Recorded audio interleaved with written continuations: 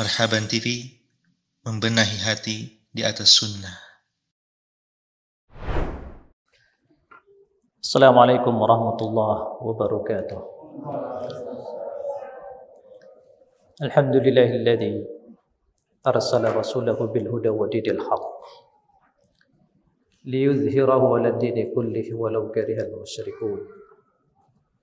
Asyhadu an la ilaha illallah wahdahu la syarika lah wa asyhadu anna Muhammadan 'abduhu wa rasuluh la nabiyya ba'dah.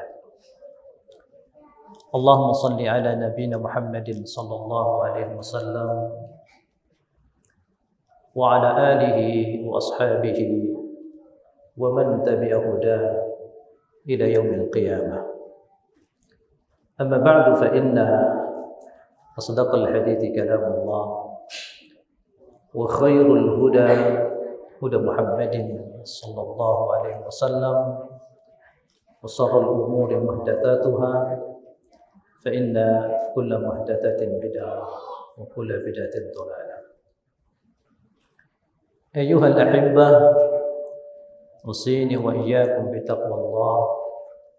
Qala ta'ala fi kitabihil karim, ya ayyuhalladzina amanu taqullaha wal tanzur nafsum ma qaddamat lighad wattaqullaha innallaha khabirum bima ta'malun. Ikhwah sekalian, rahimani wa rahimakumullah azza wa jalla, mengawali pertemuan kita pada pagi hari ini di tempat yang paling mulia, di salah satu di antara rumah-rumah Allah, hendaklah kita mulai dengan banyak memuji Allah, bersyukur kepada Allah Jalla wa'ala, karena tidak ada satupun dari kita mampu melakukan kebaikan, mampu melakukan amal saleh, kecuali itu adalah hidayah dari Allah Subhanahu wa ta'ala. Kita bersyukur di hari banyak di antara hamba-hamba Allah pada hari ini mereka dipalingkan hatinya menggunakan waktu pada hal-hal yang tidak bermanfaat, dan kita dengan hidayah dari Allah Subhanahu wa ta'ala, Allah Subhanahu wa ta'ala gerakkan hati kita untuk menghadiri atau bermajlis bersama, menjalankan salah satu kewajiban kita di hadapan Allah, yaitu thalabul ilmi. Dan dengan izin Allah, insyaallah pada kesempatan yang baik ini kita akan menyampaikan materinya sepertinya lumayan panjang. Kita siap berapa jam? 10 ya. 10 langkah meraih keselamatan.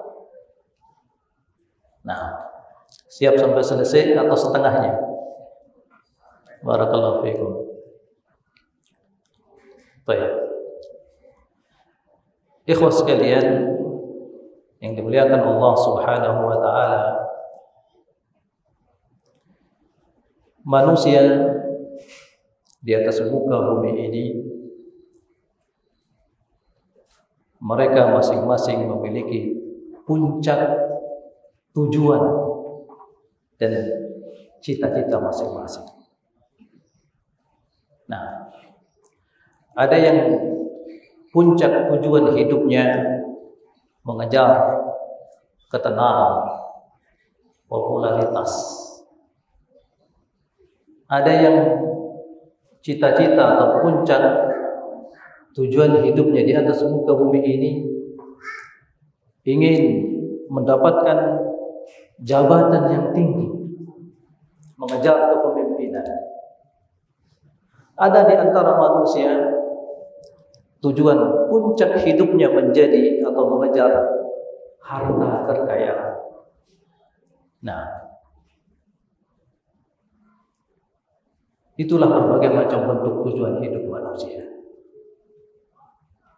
Dan lihatlah, Allah Subhanahu wa taala menyebutkan adapun tujuan-tujuan dunia ini,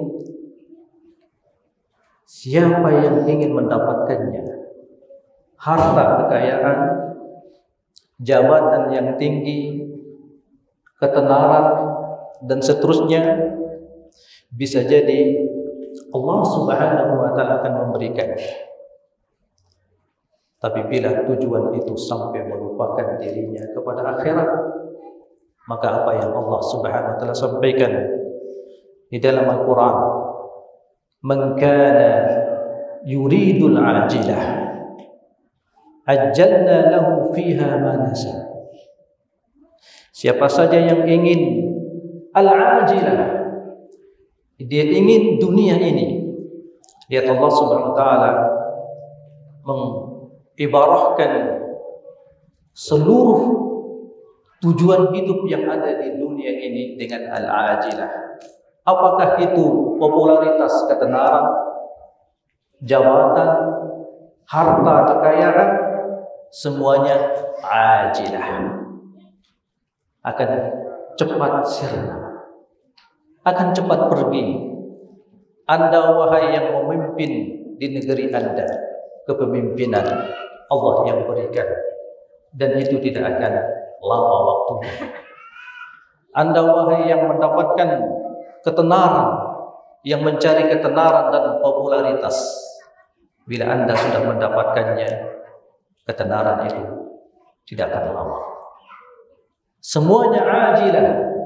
Dan Anda wahai manusia yang telah meraih harta kekayaan, Anda memiliki istana, perusahaan di mana-mana, ingat, semuanya itu tidak akan lama. Semuanya ajilah. Semuanya akan segera pergi.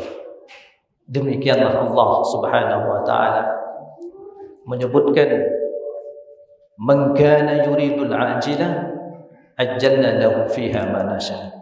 Siapa yang menginginkan dunia ini, dunia yang hanya sebentar, dunia yang hanya sementara, ajjalna lahu fiha ma nasha, kami berikan mereka apa yang mereka inginkan, ma nasha, apa yang kami kehendaki, liman nurid, bagi siapa saja yang kami inginkan.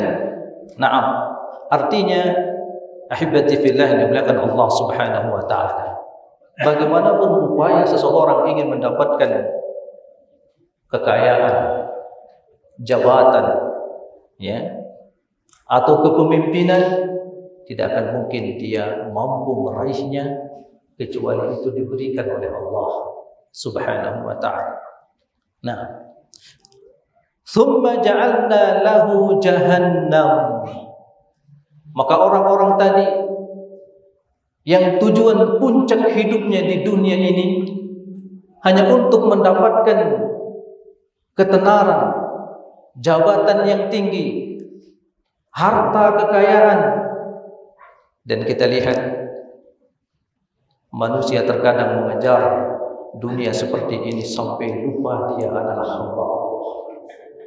Dia melupakan dirinya, dia adalah hamba Allah. Di antara manusia ada yang mengejar tujuan hidupnya ini sampai tidak mengenal lagi bahwasanya Allah Subhanahu wa taala mewajibkan dia salat. Allah Subhanahu wa taala mewajibkan dia puasa. Allah Subhanahu wa taala mewajibkan dia ini dan ini. Lupa, yang penting saya sudah mampu mengejar target cita-cita utama saya. Bila demikian, apa kata Allah Subhanahu wa taala? Thumma ja'alna lahu jahannam. Orang-orang yang demikian yang telah melupakan tujuan kami menciptakannya, ja'alna lahu jahannam, kami buatkan untuk mereka jahannam, yaslaha madmuman madhura. Dia akan memasuki neraka jahannam itu dalam dua keadaan. Madhmuman madhura. Lihat ya ikhwan, orang yang dulu mendapatkan ketenaran di dunia ini, semua manusia mengenalnya, tapi dengan mendapatkan ketenaran itu dia bermaksiat kepada Allah. Dia melupakan dirinya, dia adalah hamba Allah Subhanahu wa taala. Dia lupakan semua kewajiban yang Allah wajibkan kepadanya. Di dunia ini setelah dia diberikan jabatan yang tinggi, harta kekayaan, di akhirat kelak nanti ja'alna lahu jahannam yaslaha madhmuman madhura. Dia akan memasuki neraka jahanam itu dalam keadaan apa? Madhmuman, terhinakan. Dalam keadaan terhinakan. Madhura, di dalam keadaan dipermalukan. Oh si fulan, ini si fulan dulu, bukankah dia adalah orang yang paling kaya di antara kita? Ini si fulan dulu, bukankah dia adalah pemimpin di suatu negeri ini? Ini si fulan dulu, bukankah dia adalah orang yang paling tinggi jabatannya? Dipermalukan oleh Allah Subhanahu wa taala. Oh ternyata tempatnya sekarang di neraka. Ternyata sekarang dia dihinakan oleh Allah Subhanahu wa taala. Nah, yaslaha madhmuman madhura. Itu jenis manusia yang pertama.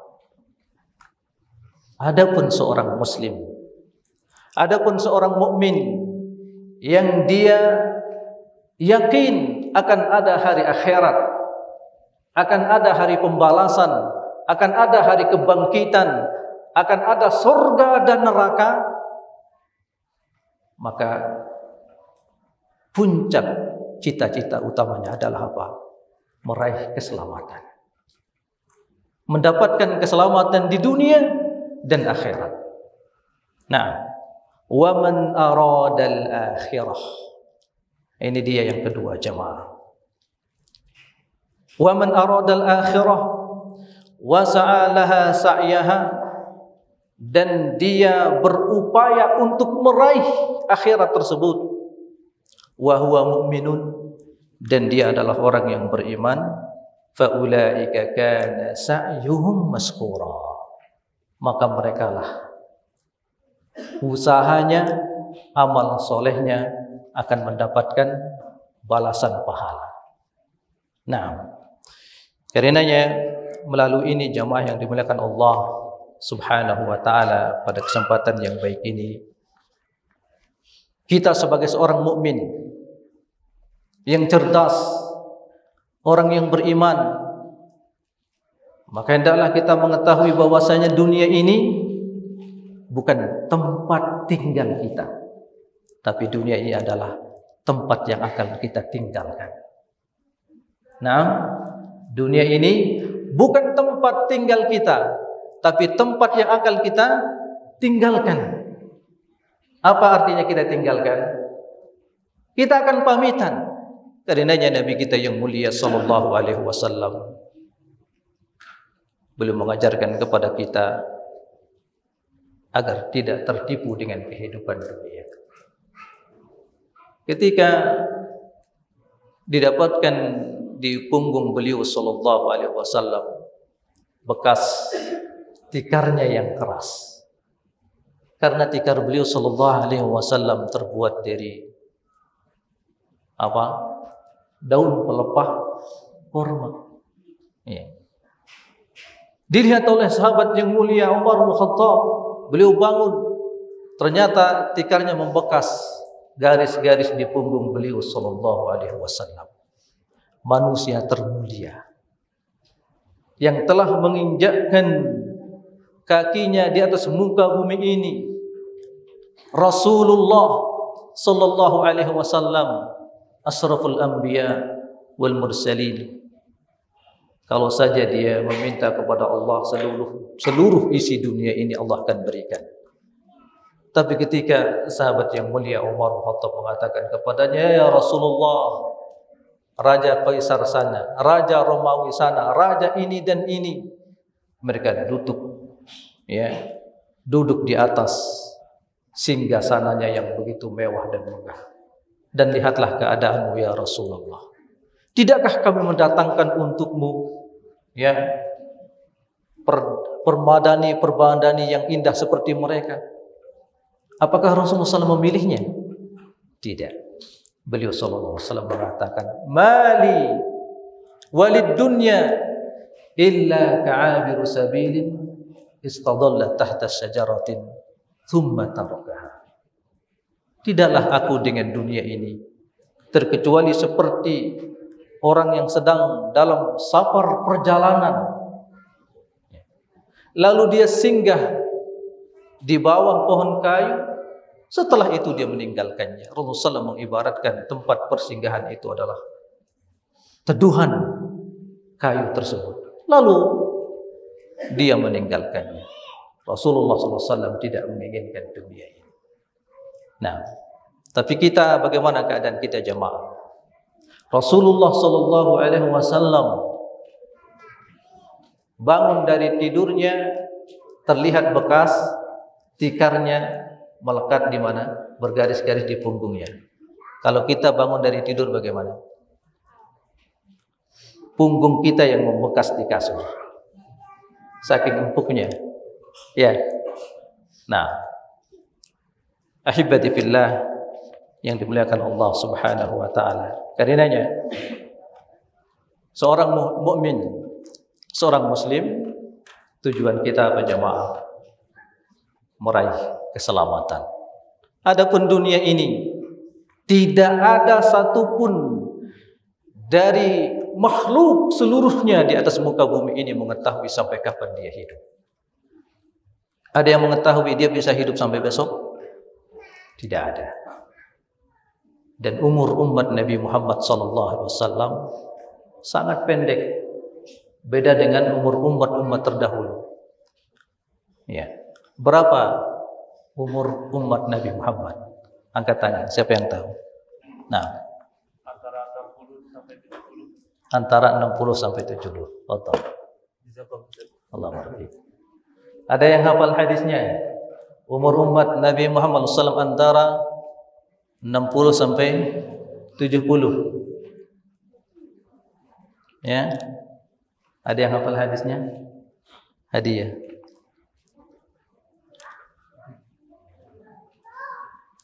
Bisa lihat Mbah Gobel. Nah,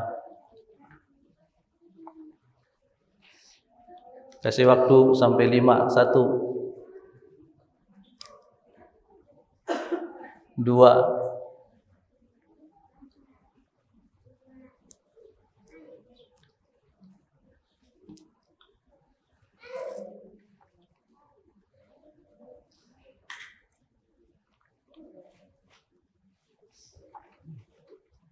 4. Nah, ada yang ketemu hadisnya?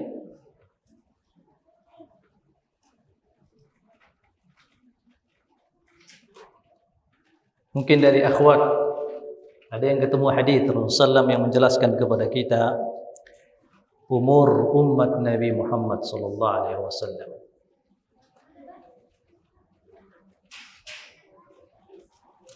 Nah, yaqulun Nabi sallallahu alaihi wasallam inna a'maru ummati baina 60 wa 70 wa qalilun minhum yajudu dzalik. Sesungguhnya umur umatku ini antara 60 sampai 70. Antara ini. Wa qalilum minhum yajudu dzalik, dan sedikit dari mereka yang lebih umurnya dari 70. Itu keumuman. Bukan berarti semuanya antara sekian. Ada di antara umat Nabi Muhammad SAW belum 30 sudah meninggal. Ya, belum 50 sudah meninggal. Contohnya manusia mulia, ulama terkenal Imam An-Nawawi rahimahullahu taala. Beliau meninggal umurnya belum sampai 50 tahun. Nah, akan tetapi keumuman umur umat Nabi Muhammad sallallahu alaihi wasallam antara 60 sampai 70. Nabi kita yang sallallahu meninggal umurnya berapa? Adik, berapa umur Nabi meninggal? 60? Betul, 63. Atau ada jawaban lain? Berapa? Fadhol. Hadiah. Nah, kalau dihitung Hijriah bisa 63 tahun.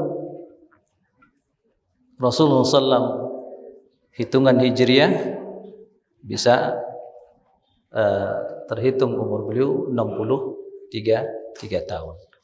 Rasulullah meninggal dalam umur yang sangat pendek. Demikian sahabat yang mulia. Siapa? Abu Bakar As-Siddiq. Umurnya meninggal seperti umur Rasulullah SAW. Demikian juga sahabat yang mulia Umar bin Khattab. Beliau meninggal umurnya sama seperti umur Rasulullah SAW. Apa yang dibanggakan oleh manusia hidup di atas muka bumi ini? Umur yang sangat singkat ini kalau dibandingkan dengan kehidupan yang abadi di akhirat kelak. Kehidupan yang tidak ada ujungnya. Nah, ketika Allah Subhanahu wa taala menyembelih yang namanya kematian, nanti Allah Subhanahu wa taala akan mendatangkan al-mautu ala surati kabs. Kematian itu akan dibentuk oleh Allah Subhanahu wa taala seperti gambaran seekor kambing lalu disembelih. Matilah kematian itu. Setelah itu tidak ada yang namanya kematian. Manusia akan terus hidup antara dua keadaan. Imma dia akan hidup terus mendapatkan kenikmatan di dalam surga, tidak ada ujungnya, terus mendapatkan kenikmatan. Atau yang kedua, manusia yang kedua dia akan terus hidup dalam siksaan. Nah, adapun orang-orang kafir kata Allah Subhanahu wa taala, ya, fala yuqda alaihim fayamutu. Mereka tidak dibinasakan sampai mati. Ya. Wala yukhaffafu anhum min adzabiha, dan sedikit pun mereka tidak diringankan siksaannya. Itu keadaan orang-orang kafir. Keadaan manusia yang kedua.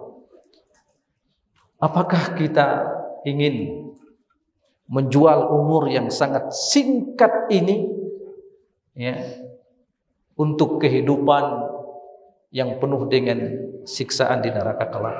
Tentu tidak ada satupun dari orang yang beriman menginginkannya. Nah, karena jamaah yang dimuliakan Allah Subhanahu wa taala, beriman tidak cukup dengan kita letakkan di dalam hati kita. Karenanya di sini lihat firman Allah Subhanahu wa taala, "Wa man aradal akhirah." Siapa yang menginginkan akhirat, siapa yang menginginkan surga, apa kata Allah? Wa sa'alaha sa'yaha. Dan dia bekerja untuk meraihnya. Dia beramal soleh untuk meraih akhirat tersebut. Apa kata Allah? Wa huwa mu'minun. Dan dia adalah orang yang beriman. Artinya syarat usaha antum baru akan mendapatkan pahala. Syarat amal antum baru mendapatkan pahala.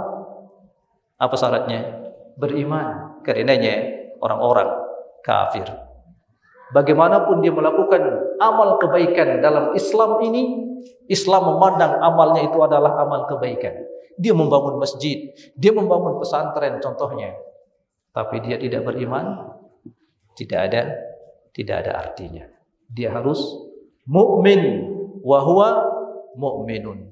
Fa ulaika kana sa'yuhum maskura. Maka mereka inilah usaha mereka yang akan mendapatkan balasan.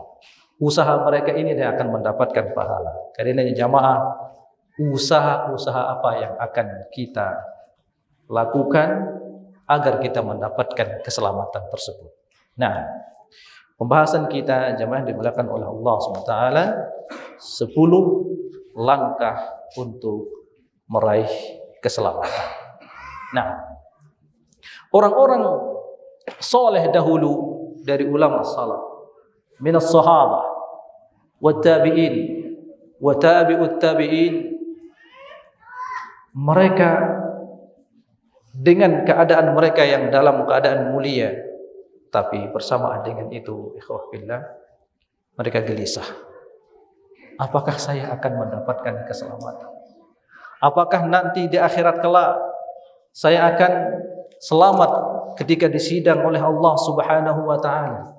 Nah, karena ini kita dapatkan di dalam hadis ada kisah antara sahabat yang mulia Umar bin Khattab dengan Utsman bin Affan. Pernah suatu ketika Umar bin Khattab radhiyallahu anhu datang atau lewat di hadapan sahabat yang mulia Utsman bin Affan. Lalu sahabat yang mulia Umar bin Khattab mengucapkan salam kepada siapa? Kepada Utsman. Ternyata Utsman bin Affan tidak menjawab salam sahabat yang mulia Umar bin Khattab. Nah, kemudian keadaan ini dilaporkan oleh siapa? Oleh sahabat yang mulia Umar bin Khattab mengadu kepada Abu Bakar As-Siddiq. Umar mengatakan, "Ma yu'jibuka anni maratu ala Utsman, fasallamtu alaihi falam yarudda alayya." Kalau bahasa kita, heran enggak? Heran enggak Anda wahai sahabat Abu Bakar? Saya tadi melewati Utsman. Saya salam saya tidak dijawab. Maka kalau begitu ayo kita temui Utsman bin Affan. Maka berangkatlah sahabat Abu Bakar dan Umar bin Khattab mendatangi Utsman bin Affan. Nah, maka mereka berdua bertanya kepada Utsman bin Affan, "Ja'ani akhuka Umar, fadzakara annahu marra 'alaika fasallam falam tarudda 'alaihi salam." Datang kepadaku sahabat Umar dan dia memberitakan kepadaku, dia datang kepadamu dan mengucapkan salam, tapi engkau tidak menyahut salamnya, tidak menjawab salamnya. Nah, famal ladzi hamalaka ala dzalik? Ada apa? Kenapa engkau tidak menjawab salamnya? Lalu Utsman mengatakan, "Wallahi ma sa'artu annaka marutabi." Demi Allah, saya tidak menyadari engkau lewat di sampingku. Wala sallamta, dan aku sama sekali tidak mendengarkan ucapan salam. Faqala Abu Bakar, "Shadaqa Utsman." Benar. Ini Utsman telah menyampaikan hujahnya, dia telah menyampaikan udurnya. Benar Utsman. Nah, waqad sagolaka an dzalika amrun, tentunya ada sesuatu yang menyibukkanmu sampai engkau tidak merasakan, ya, tidak menyadari sahabat Umar mengucapkan salam kepadamu. Nah, apakah hal tersebut, kata siapa? Abu Bakar. Maka Utsman mengatakan, "Tawaffallahu nabiyahu qabla an nas'alahu an najati hadzal amr." Allah Subhanahu wa taala telah mewafatkan nabinya dan kami belum bertanya kepada Rasulullah sallallahu alaihi wasallam, apakah yang akan menyelamatkan kita di akhirat kelak. Nah, inilah yang membuat gundah, takut Utsman bin Affan, padahal Rasulullah sallallahu alaihi wasallam telah menyampaikan kepadanya, wa Utsmanu fil jannah. Dan itu didengarkan dan diketahui oleh beliau radhiyallahu anhu. Tapi bersamaan dengan itu hatinya takut, hatinya gelisah, bagaimana saya akan selamat di akhirat kelak.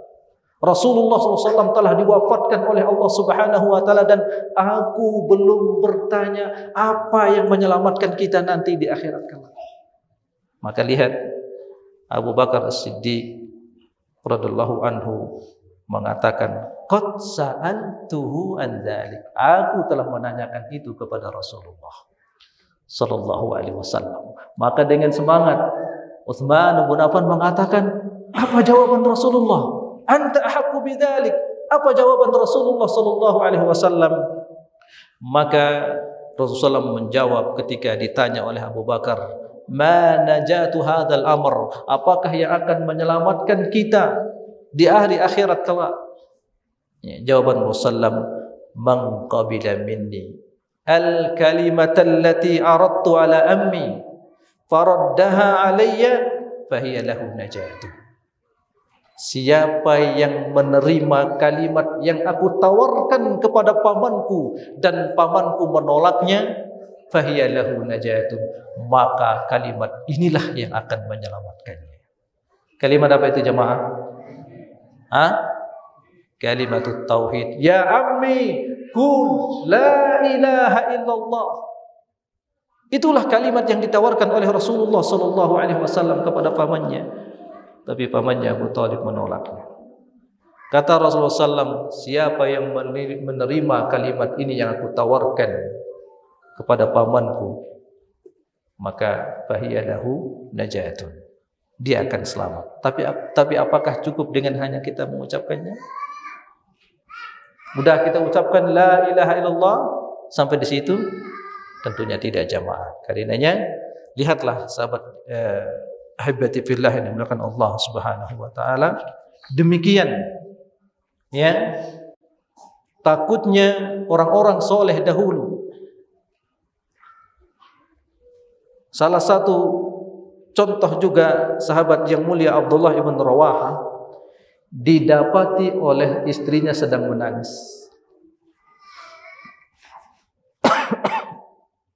Didapati oleh istrinya sedang menangis. Lalu istrinya bertanya kepadanya, ya, fasa'altuhu malladhi abkaka, apakah yang membuatmu menangis? Maka sahabat yang mulia Abdullah bin Rawahah mengatakan, dzakartu qaulallahi wa in minkum illa wariduha kana ala rabbika hatman maqdiya thumma nunajjil ladzina ittaqaw wa nadaru adh-dhalimina fiha jiziyya. Aku mengingat firman Allah Subhanahu wa taala, kata sahabat yang mulia Abdullah bin Rawahah, wa in minkum illa waridha. Tidak ada seorang pun dari kalian pasti dia akan melewati titian sirat. Ya. Pasti siapapun dari kalian pasti dia akan melewati titian sirat. Kana ala rabbika hatman maqdiya, itu sudah ditetapkan oleh Rabbmu. Pasti siapapun dari hamba Allah, dari manusia ini, pasti dia akan melewati titian sirat. Tsumma nunajjil ladzina taqaw. Kemudian di saat itu kami akan menyelamatkan orang-orang yang bertakwa. Wa nadaru adh-dhalimina fiha jiziyah, dan kami akan meninggalkan orang-orang zalim, pelaku atau para pendosa, orang-orang yang kufur, jiziyah, dalam keadaan berpangku, dalam keadaan berdiri di atas lututnya. Nah, ayat ini membuat sahabat yang mulia Abdullah bin Rawahah terus menangis. Dia mengingat bagaimana nanti keadaanku ketika melewati titian sirat. Nah, dan begitu banyak ayat-ayat Allah jamaah yang dimuliakan Allah Subhanahu wa taala. Kalau kita mau merenungkan ayat-ayat Allah, lihatlah seperti keadaan sahabat yang mulia ini. Pernahkah kita meluangkan waktu untuk mentadabburi ayat-ayat Allah sehingga mata kita menangis? Itu orang-orang saleh. Maka manusia-manusia seperti kita ini yang penuh bergelimang dengan dosa, tentunya seharusnya lebih banyak meluangkan waktu untuk takut kepada Allah Subhanahu wa taala. Nah, langkah yang pertama jamaah yang dimuliakan Allah Subhanahu wa taala untuk meraih keselamatan, tauhidullah wa ikhlasuddin lahu. Mentauhidkan Allah Subhanahu wa taala dan mengikhlaskan ibadah hanya kepadanya. Nah, inilah langkah yang pertama untuk meraih keselamatan di akhirat kelak. Dan inilah sebab yang terbesar manusia akan meraih keselamatan di akhirat kelak, yaitu dengan mentauhidkan Allah. Tidak ada, bahkan kalau tidak ada ini, seseorang tidak akan pernah mendapatkan keselamatan. Nah, sebagaimana apa tadi hadis Rasulullah sallallahu alaihi wasallam bersabda, "Man qabila minni al-kalimata allati aradtu ala ammi faraddaha fahiya lahu najatun." Siapa yang menerima dariku kalimat yang aku tawarkan kepada pamanku dan pamanku menolaknya, siapa yang menerima kalimat ini fahiya lahu najatun, maka dia akan mendapatkan keselamatan. Nah, apa yang pertama, Pak? Langkah pertama untuk mendapatkan keselamatan apa tadi? Nah, mentauhidkan Allah Subhanahu wa taala dan mengikhlaskan ibadah hanya kepadanya. Fadhal Pak, hadiah. Fadhal, hayakumullah.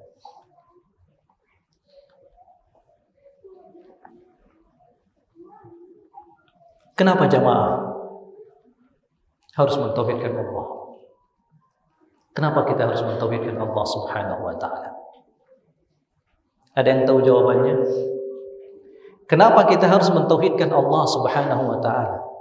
Kenapa kita harus mengikhlaskan ibadah hanya kepada Allah Subhanahu wa taala? Ada yang tahu jawabannya? Nah,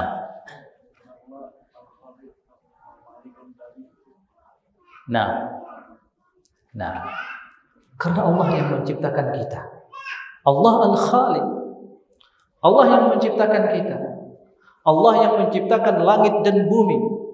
Allah yang Al-Mudabbir, yang mengatur alam semesta ini. Ya. Dan itulah tujuan Allah Subhanahu wa taala menciptakan kita. Wa ma khalaqtul jinna wal insa illa liya'budun.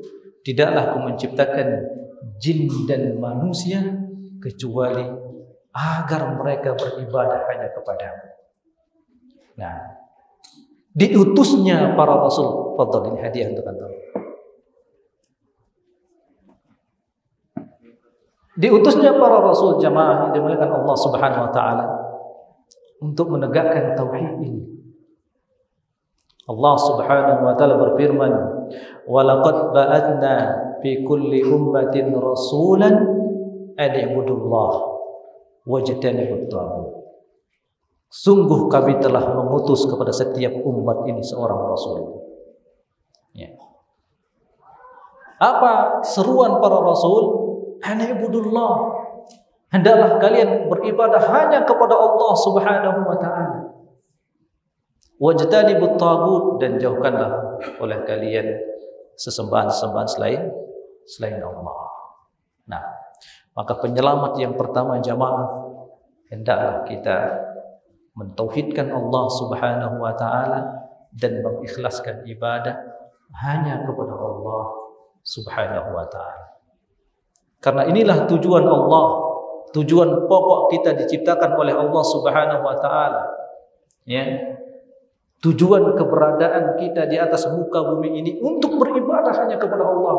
Siapapun engkau wahai hamba Allah, apakah engkau adalah seorang presiden, apakah engkau adalah orang yang kaya raya, apakah engkau adalah orang yang memiliki jabatan yang paling tinggi, saat datang waktu sholat engkau hamba Allah, kerjakan sholat. Siapapun engkau wahai hamba Allah, apakah engkau memiliki istana di mana-mana, perusahaan di mana-mana, menjadi pemimpin di mana-mana, saat datang kewajiban yang Allah wajibkan kepadamu, rukunlah engkau, sujudlah engkau, karena siapa engkau? Engkau adalah hamba Allah. Nah, jadi kewajiban yang paling utama, langkah yang paling besar agar kita mendapatkan keselamatan di akhirat kelak, tauhidkan Allah, ikhlaskan ibadah hanya kepada Allah Subhanahu wa taala. Wa ma umiru illa liya'budullah mukhlishina lahuddin. Tidaklah kalian diperintahkan terkecuali agar kalian beribadah, ya. Wa ma umiru illa liya'budullah mukhlishina lahuddin, agar kalian mengikhlaskan ibadah hanya kepada Allah. Salat, jangan sampai salat kita pamerkan, kita ceritakan, ya. Jadikan ibadah salatmu antara engkau dengan Allah Subhanahu wa taala. Anda diberikan kelebihan rezeki oleh Allah, Azza wa Jalla mampu membangun masjid, jadikan sedekah itu. Anda mampu membangun masjid, ya, jadikan itu antara Anda dengan Allah Subhanahu wa taala. Tidak perlu dipamerkan. Apabila amal ibadah ini dicampuri dengan riya, maka justru ibadah tersebut tidak akan ada nilainya di sisi Allah Subhanahu wa taala. Ana agna suraka anisirki man amila amalan asraka fihi mai ghairi taraktuhu wa syirkahu. Itu hadis qudsi, saya paling tidak butuh dengan persekutuan, kata Allah Subhanahu wa taala. Siapa saja yang melakukan amalan dan dalam amalannya itu dia mempersekutukan aku dengan selainku, aku akan tinggalkan dia dan persekutuannya.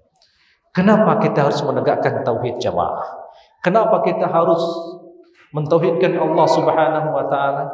Karena tauhid ini adalah dakwah semua para rasul. Tujuan Allah Subhanahu wa taala mengutus para rasulnya di atas muka bumi ini untuk menegakkan tauhid, agar seluruh manusia ini mentauhidkan Allah Subhanahu wa taala dalam ibadah. Berikutnya, kenapa kita mentauhidkan Allah Subhanahu wa taala? Karena tauhid ini jamaah menggugurkan dosa-dosa. Tauhid yang benar menggugurkan dosa-dosa. Allah Subhanahu wa taala dalam hadis qudsi mengatakan, ya bani Adam, law ataitani bi qurabil ardi khataya thumma laqaitani la tusyriku bi syai'an la ataituka bi qurabiha maghfirah. Wahai anak keturunan Nabi Adam alaihi salam, sekiranya apabila kalian datang kepadaku dengan 10 bumi ini dosa kemaksiatan, thumma laqaitani la tusyriku bi syai'an, lalu engkau menjumpaiku dalam keadaan tidak menyekutukanku dengan sesuatu apapun, la ataituka bi qurabiha maghfirah, sungguh aku akan mendatangimu dengan 10 bumi itu ampunan. Syaratnya apa jamaah?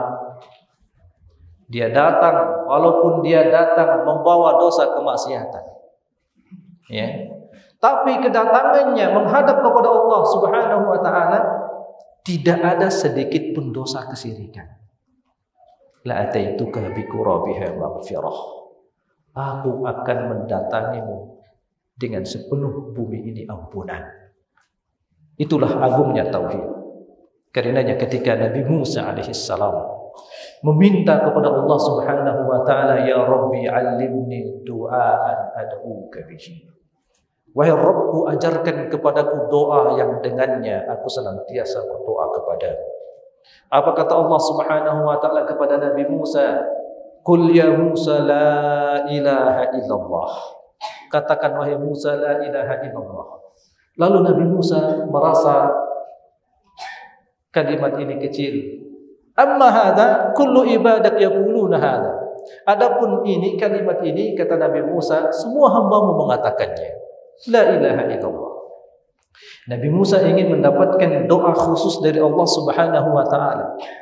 Maka Allah Subhanahu wa taala mengatakan kepada Nabi Musa, ya Musa, law anna as-samawati as-sab'a wa 'amiruhunna ghairi wal ardina as-sab'a fi kiffah wa la ilaha illallah fi kiffah lamalat bihinna la ilaha illallah.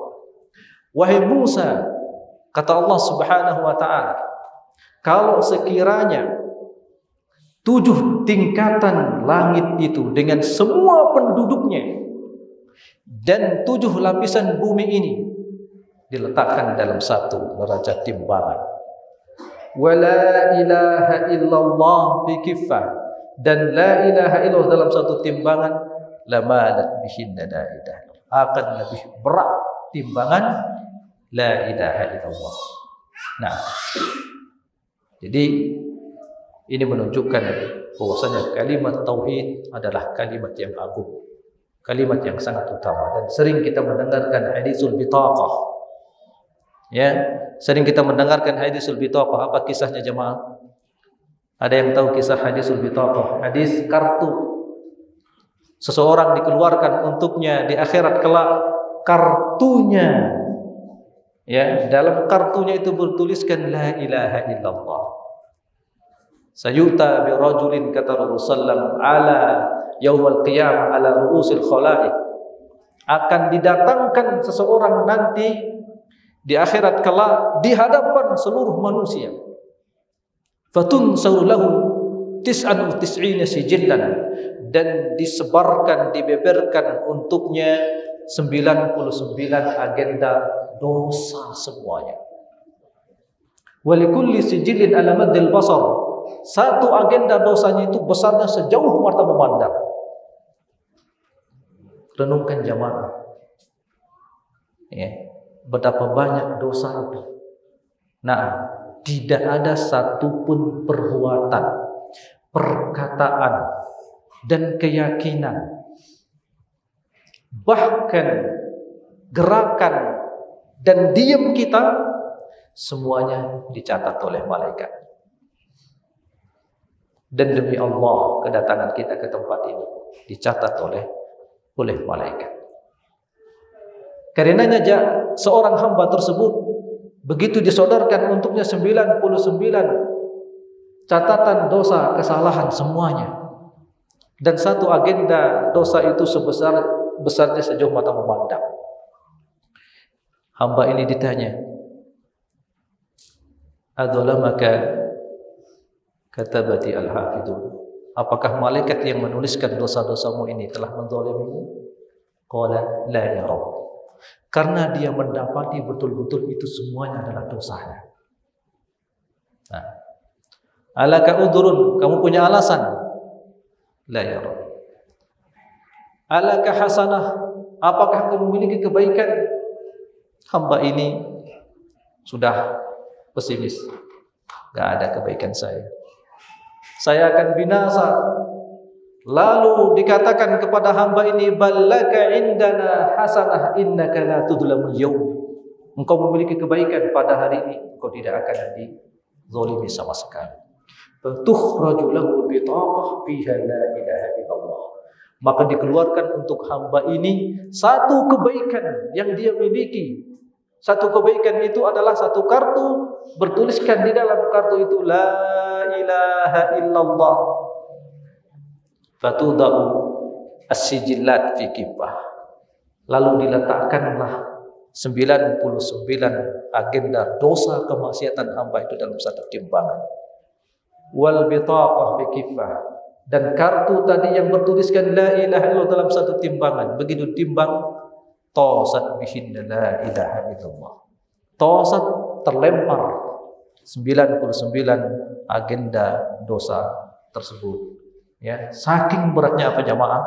Saking beratnya kalimatut tauhid la ilaha illallah. Akan tetapi dengan catatan apa jamaah? Tentunya dosa yang dia lakukan tidak membatalkan kalimat ini, tidak membatalkan kalimatut tauhid la ilaha illallah. Nah, jamaah yang dimuliakan Allah Subhanahu wa taala, maka langkah yang paling utama, sebab yang paling besar untuk meraih keselamatan di akhirat kelak, di dunia dan akhirat, hendaklah kita senantiasa mentauhidkan Allah, ikhlaskan ibadah hanya untuk Allah Subhanahu wa taala. Siapa yang ikhlas dalam beribadah, Allah Subhanahu wa taala akan menyelamatkan dia dari kejahatan orang lain dan keburukan yang dilakukan oleh dirinya sendiri.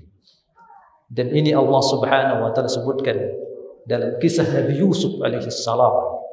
Ya.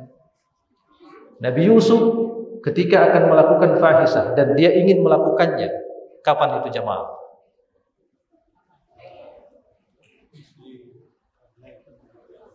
Ya. Nah, ketika istri raja menggoda Nabi Yusuf alaihi salam. Nah, dan di saat itu sudah ada keinginan, sudah ada hasrat dari Nabi Yusuf alaihi salam. Tapi apa kata Allah Subhanahu wa taala? Ya. Wa kadzalika linasrifa anhu as-su'a wal fahsya innahu min ibadina al-mukhlasin. Perhatikan jemaah. Ini pentingnya kita ikhlas. Jangan disepelekan perkara ikhlas. Ya. Kadzalika linasrifa anhu as-su'a wal fahsya. Demikianlah kami, ya, kami sampingkan, kami selamatkan Nabi Yusuf alaihi salam. Linasrifa anhu as-su'. Pertama as-su', keburukan, kejahatan yang dilakukan oleh orang lain. Ya, siapa yang di sini yang akan melakukan keburukan padanya? Imra'atul aziz, istri raja, mengajak dia berbuat fahisyah. Ya. Wal fahsya, dan kami selamatkan Nabi Musa dari al-fahsya, perbuatan, ya, fahisyah, kemungkaran. Dua-duanya ini diselamatkan oleh Allah Subhanahu wa taala Nabi Musa alaihissalam. Kenapa jamaah? Innahu min ibadina al-mukhlasin. Karena Nabi Musa adalah termasuk dari hamba kami yang ikhlas. Nah, itulah buah dari ikhlas jamaah. Dan jangan pernah kita menyepelekan ikhlas. Dan jangan pernah kita menggampangkan yang namanya ikhlas. Berat. Ya, akan tetapi siapa yang bersungguh-sungguh dalam setiap ibadahnya ikhlas, maka insya Allah Allah Subhanahu wa taala akan menunjukkan jalan kepadanya untuk ikhlas. Kalau saja Nabi Ibrahim alaihissalam abul anbiya, dia tidak merasa aman pada dirinya terjatuh pada menyembah patung. Dia memohon kepada Allah Subhanahu wa taala, wa janubni wa baniya an na'budal asnam. Wahai Rabbku, jauhkanlah aku dan anakku dari menyembah patung. Itu Nabi memohon kepada Allah Subhanahu wa taala agar, ya, terhindar dari perbuatan kesyirikan. Dia memohon kepada Allah agar senantiasa ibadah kepada Allah Subhanahu wa taala dengan ikhlas. Nah, jamaah yang dimuliakan Allah Subhanahu wa taala. Tapi apabila seseorang dia sudah mulai congkak, tidak beriman, atau sudah mulai menipis imannya, lihat contoh-contoh manusia yang telah menanamkan keikhlasan dalam ibadahnya kepada Allah, keimanannya yang kokoh di hadapan Allah ketika peristiwa perang Badar. Berapa jumlah pasukan kaum muslimin di perang Badar? Berapa? Siapa yang mau dapat hadiah? Ya, 300. Masya Allah. Fadhol. Itu dapat hadiah. Dan pasukan musyrikin berapa? Fadhol. Nah, 1000 sekitar itu. Fadhol. Ini hadiahnya. Nah, walaqad nasarakumullahu bi Badrin wa antum adillah. Ya.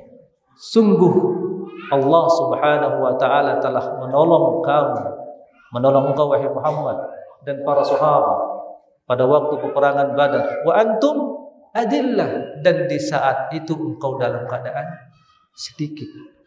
Nah, itu kata Allah Subhanahu wa taala. Nah, laqad nasarakumullahu fi Badrin wa antum adillah. Nah, fattaqullaha la'allakum tashkurun. Maka bertakwalah engkau kepada Allah Subhanahu wa taala agar engkau termasuk orang-orang yang bersyukur. Nah, tapi lihat, ketika manusia sudah mulai dia merasa saya yang mampu mengalahkan, saya kuat. Lihat bagaimana Allah Subhanahu wa taala meneguh para sahabat di peperangan Hunain. Ya. Allah Subhanahu wa taala memperingatkan kepada mereka, laqad nasarakumullahu fi mawatin katsirah wa yawma Hunainin id a'jabatkum kathratukum. Ya. Kami telah memenangkan kalian dalam banyak peperangan, tapi di saat peperangan Hunain, id a'jabatkum, ya, kathratukum, kalian ujub dengan jumlah kalian yang banyak. Ya. Disebutkan di dalam riwayat ada di antara sahabat yang mengatakan lam nuglab al-yaum min qillah. Ketika dia melihat pasukan orang-orang kufar sedikit ini kita banyak, kita tidak akan kalah sekarang. Ya, kita tidak akan kalah katanya. Falam tughni ankum syai'a. Jumlah kalian yang banyak itu tidak mampu menolong kalian sama sekali. Siapa yang memenangkan kalian dalam peperangan? Allah Jalla Jalaluhu. Siapa yang memenangkan kalian ketika perang Badar jumlah kalian sangat sedikit? Allah Jalla Jalaluhu. Bukan jumlah kalian yang banyak. Kata Allah Subhanahu wa taala mengatakan kepada mereka, "Falam tughni ankum syai'a wa daqat 'alaikumul ardu bima rahubat." Bumi ini menjadi sempit bagi kalian. Tsumma wallaitum mudbirin, kalian pun kocar-kacir. Kalah oleh pasukan yang sedikit. Setelah itu Rasulullah SAW berikan peringatan kepada mereka dan kembali mereka ingat kepada Allah, barulah kemenangan Allah berikan kepada mereka. Itu sahabat-sahabat yang mulia jemaah. Ketika dia melihat jumlahnya banyak, ya, terkena mereka dengan penyakit ujub. Bangga dengan jumlahnya yang banyak, lupa bahwasanya kemenangan yang diberikan di dalam peperangan itu semuanya dari Allah Jalla Jalaluhu. Nah, yang kedua jemaah, langkah agar kita mendapatkan atau meraih keselamatan di akhirat kelak, ittiba'u sunnatin Nabi sallallahu alaihi wasallam. Mengikut senantiasa mengikuti sunnah Nabi sallallahu alaihi wasallam. Nah, Nabi kita yang mulia SAW bersabda, kullu ummati yadkhulunal jannah. Semua umatku ini akan masuk surga. Illa man aba, kecuali orang-orang yang membangkang. Qalu wa man ya'ba ya Rasulullah? Qala man ata'ani dakhalal jannah wa man asani faqad aba. Siapakah yang membangkang itu wahai Rasulullah? Sungguh mereka akan rugi. Ya. Maka Rasulullah menjelaskan, man ata'ani dakhalal jannah, siapa yang taat kepadaku, yakni dia senantiasa mengikuti sunnah Nabi sallallahu alaihi wasallam. Ya. Dakhalal jannah, dialah yang akan masuk surga. Dan cita-cita terbesar seorang muslim mendapatkan surganya Allah. Dan di antara jalan pintas, tidak menyimpang kiri ke kanan, tinggal ikuti sunnah Nabi. Ikuti sunnah Nabi sallallahu alaihi wasallam. Man ata'ani dakhalal jannah wa man asani faqad aba. Siapa yang taat kepadaku, dialah yang masuk surga. Dan dalam mengikuti dan dalam ibadah apa saja jamaah, ya, hendaklah kita merasa masing-masing kita ini dikhitab oleh Allah dan Rasulnya sallallahu alaihi wasallam. Ini saya yang diperintahkan oleh Allah untuk mengikuti sunnah Nabi sallallahu alaihi wasallam. Nah, mengikuti sunnah Nabi sallallahu alaihi wasallam adalah jalan yang menyelamatkan manusia dari kesesatan. Dalam hal ini Nabi kita yang mulia sallallahu berkhutbah ketika berhaji wada. Beliau mengatakan dan menyampaikan kepada para sahabat, ya ayyuhan nas inni qad taraktu fikum ma in tasamtum bihi falan tadillu abadan. Wahai sekalian manusia, aku tinggalkan untuk kalian apabila kalian berpegang teguh dengan apa yang aku tinggalkan untuk kalian ini, falan tadillu abadan. Kalian tidak akan tersesat selama-lamanya. Kitab Allah wa sunnatun nabiyyi. Apa yang aku tinggalkan untuk kalian? Kitab Allah dan sunnah nabinya. Nah, tidak perlu kita mencari hidayah dan keselamatan itu di bawah gunung sana, di bawah pohon besar. Datanglah ke majelis ilmu yang di situ dipelajari ayat-ayat Allah, hadis-hadis Rasulullah sallallahu alaihi wasallam. Setelah itu amalkan. Setelah itu dakwahkan. Nah, karenanya Imam Syafi'i rahimahullah taala menyampaikan, idza wajadtum li Rasulillah sallallahu alaihi wasallam sunnatan fattabi'uha. Nah, wala taltafitu ila qawli ahadin. Bila kalian telah mendapatkan sunnah Rasulullah sallallahu alaihi wasallam, maka ikuti sunnah Rasul itu. Jangan kalian menoleh pada perkataan siapapun orangnya. Apakah dia seorang profesor, doktor? Kalau perkataannya menyelisih sunnah Nabi Sallallahu, nasihat Imam Syafi'i, tinggalkan. Ambil sunnah Nabi Sallallahu Alaihi Wasallam.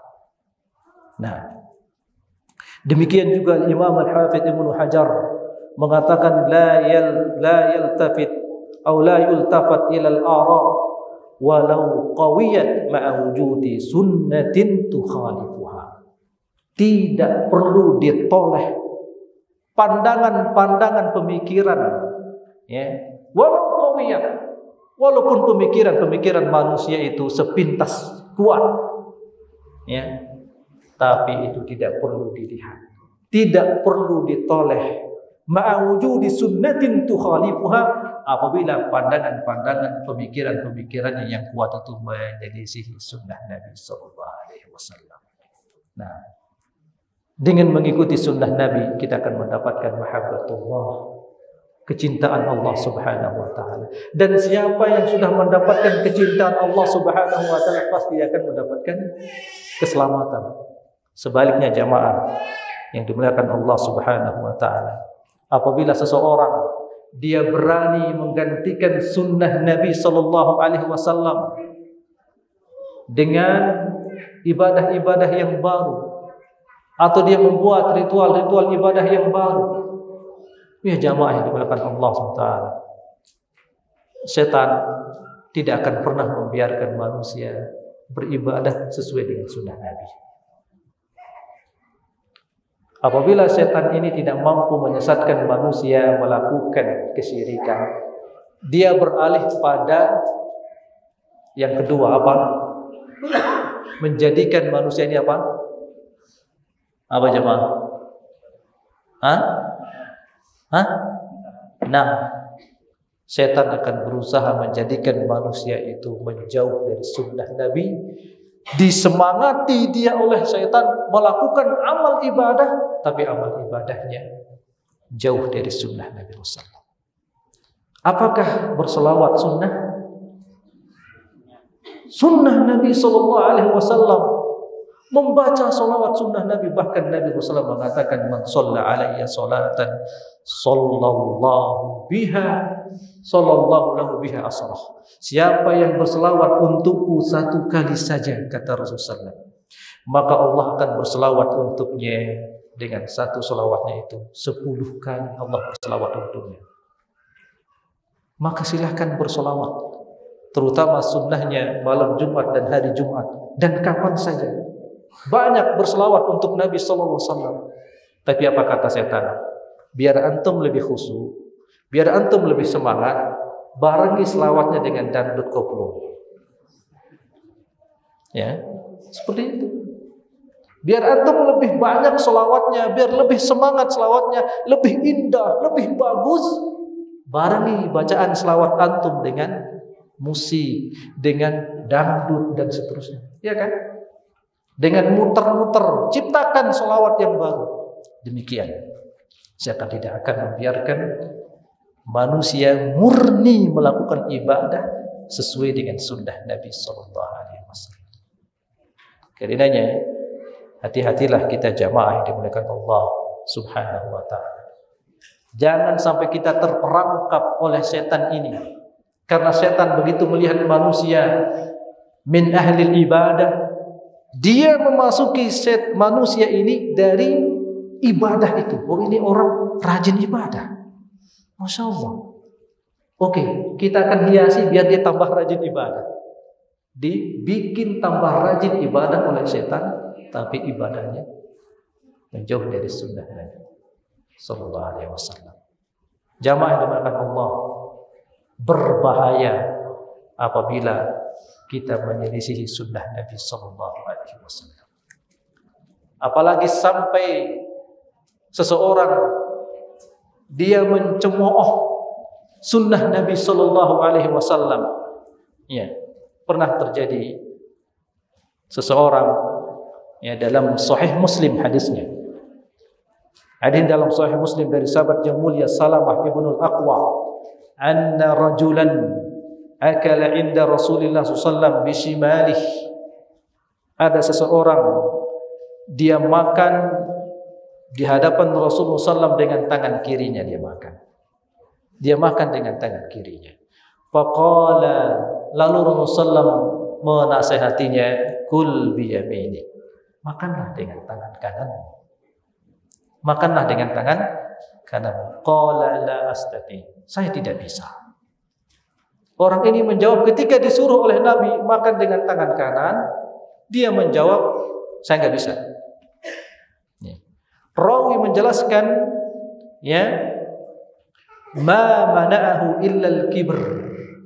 Dia tidak mau makan dengan tangan kanannya, ya, karena kesombongannya. Dia tidak mau menjawab perintah Rasulullah SAW.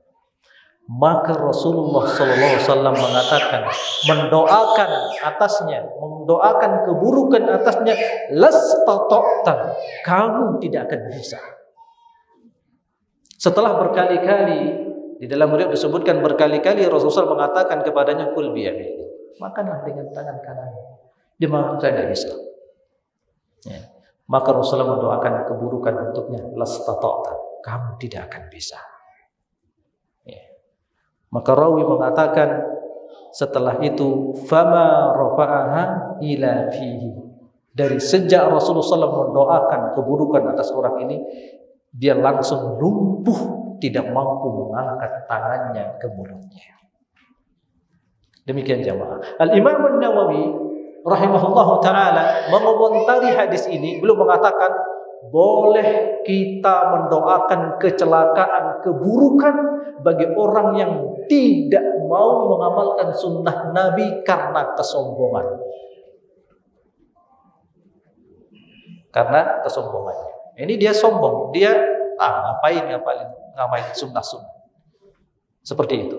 Kata Imam An-Nawawi, boleh dilihat di Syarah Sahih Muslim, Imam An-Nawawi belum mengatakan boleh kita mendoakan keburukan, kecelakaan bagi orang yang menyelisihi sunnah Nabi SAW karena kesombongan atau dengan kecongkakan. Nah,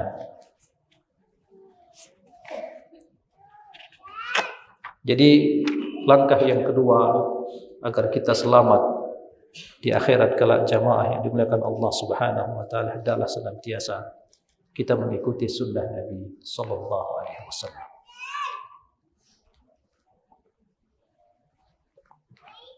Yang ketiga jamaah, langkah yang ketiga agar kita selamat di akhirat kelak, khasyatullah wa taqwa. Hendaklah kita senantiasa takut kepada Allah Subhanahu wa ta'ala. Nah, Allah Subhanahu wa ta'ala berfirman, "Wa may yuti'illaha wa rasulahu wa yakhshallaha wa yattaqih fa ulaika humul faizun." Siapa saja atau barang siapa yang taat kepada Allah, taat kepada Rasulullah, wa yakhshallaha wa yattaqih, dan dia senantiasa, ya, takut kepada Allah, khasyah hatinya kepada Allah, dan dia bertakwa, fa ulaika humul faizun. Dialah orang-orang yang akan beruntung. Nah, jadi jalan atau langkah yang ketiga agar kita mendapatkan keselamatan di akhirat kelak, yaitu dengan senantiasa bertakwa kepada Allah. Adalah senantiasa hati kita takut kepada Allah Subhanahu wa ta'ala. Dan bagaimana agar kita mampu takut kepada Allah? Tentunya dengan berilmu. Ya. Di antara ilmu penunjang agar kita selamat atau benar di dalam takut kepada Allah Subhanahu wa ta'ala, yaitu al-ilmu bima'rifati asma'illahil husna wa sifatihil ula. Hendaklah kita berilmu dengan nama-nama Allah yang indah dan sifat-sifat Allah yang tinggi dan sempurna. Nah, karenanya jamaah, Allah Subhanahu wa ta'ala berfirman, innama yakhsallaha min ibadihi al-ulama. Innama yakhsallaha min ibadihi al-ulama. Sesungguhnya yang takut kepada Allah Subhanahu wa ta'ala dari hambanya adalah para ulama. Nah, dan Allah berfirman, wa yunajjillahu alladhina ittaqaw bimafazatihim la yamassuhumus su'u wa la hum yahzanun. Allah Subhanahu wa ta'ala akan menyelamatkan orang-orang yang bertakwa bimafazatihim, yakni dengan amalan-amalan ketakwaan mereka. La yamassuhumus su'a wa la hum yahzanun. Mereka sama sekali tidak akan tertimpa keburukan nanti di akhirat kelak. Wa la hum yahzanun, dan sama sekali mereka tidak akan bersedih. Nah, apa itu takwa jamaah? Takwa itu, kata Talq ibn Hubayb atau bin Habib, ketika beliau ditanya, sif lana taqwa, sifatkan kepada kami apakah takwa itu? Beliau menjawab, at-taqwa amalun bi ta'atillah wa raja'a rahmatillah ala nurim minallah. Itulah takwa. Jadi tidak semua ibadah yang dilakukan oleh seseorang dikatakan dia menjadi bertakwa dengan ibadahnya atau dia sudah melakukan takwa.